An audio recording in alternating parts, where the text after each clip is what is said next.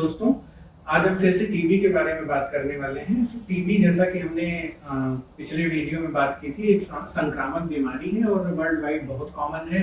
India इसका capital है। सबसे ज़्यादा केसेस वर्ल्ड वाइड इंडिया में ही देखने को मिलते हैं हमारे देश में।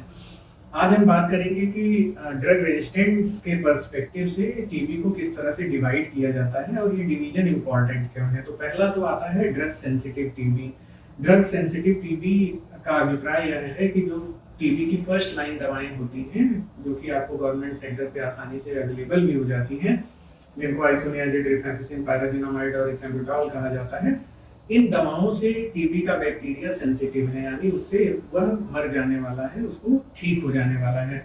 तो इससे इस तरह की टीबी को आप ड्रग सेंसिटिव टीबी कहते हैं। अब फिर बात आती है मल्टी ड्रग रेजिस्टेंट टीबी या एमडीआर टीबी की।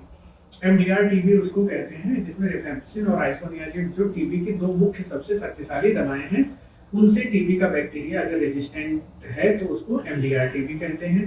फिर आता है प्री एक्सडीआर। अगर आइसोनियाजिड, रिफैम्पिसिन के अलावा फ्लोरोक्विनोलोन क्लास की ड्रग्स से भी टीबी का बैक्टीरिया रेजिस्टेंट है तो उसको प्री एक्सडीआर कहते हैं। और इसके अलावा अगर इन दवाओं से, जिससे हमने बात की है, आइसोनियाजिड, रिफैम्पिसिन और फ्लोरोक्विनोलोन्स के अलावा अगर लाइनेजोलिड या बेडाक्विलिन से भी टीबी का बैक्टीरिया रेजिस्टेंट हो गया तो ऐसे में हम उसको एक्सडीआर या एक्सटेंसिव ड्रग रेजिस्टेंट ट्यूबरकुलोसिस की संख्या में रखते हैं, उस तरह से क्लासिफाई करते हैं।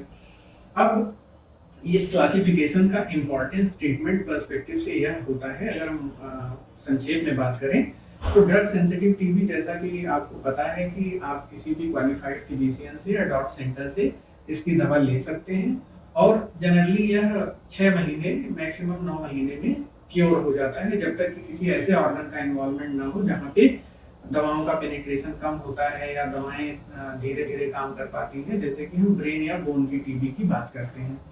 लेकिन जब किसी भी प्रकार का ड्रग रेजिस्टेंस होता है तो उस केस में टीबी का क्योर होना रिलेटिवली बहुत ज़्यादा डिफिकल्ट हो जाता है। दवाएं ज़्यादा टॉक्सिक लेनी पड़ती हैं, क्योंकि जो फर्स्ट लाइन जो ज़्यादा सेफ दवाएं हैं उनसे आप क्योर होने की स्थिति में नहीं रह जाते, बैक्टीरिया रेजिस्टेंट हो गया है। तो ऐसी स्थिति में दवाओं की टॉक्सिसिटी बढ़ जाती है, मॉनिटरिंग की ज़रूरत बढ़ जाती है, ड्यूरेशन ऑफ ट्रीटमेंट बढ़ जाता है और साइड इफेक्ट्स भी बढ़ जाते हैं। इन सब चीज़ों के बावजूद भी क्योर रेट रिलेटिवली कम ही रहता है। तो इसलिए इन दोनों को हमें इनिशियल स्टेज में ही पहचानना कि आपका टीबी ड्रग सेंसिटिव है कि ड्रग रेजिस्टेंट है, यह बहुत ही ज़्यादा महत्वपूर्ण होता है। अगर यह पॉसिबल है तो यह जरूर पता किया जाना चाहिए। अगले वीडियो में हम बात करेंगे कि ड्रग रेजिस्टेंट टीबी के इमर्ज होने के क्या कारण हैं, जो कि बहुत ही इंपॉर्टेंट है। चलिए इसके बारे में अगले वीडियो में बात करते हैं। धन्यवाद।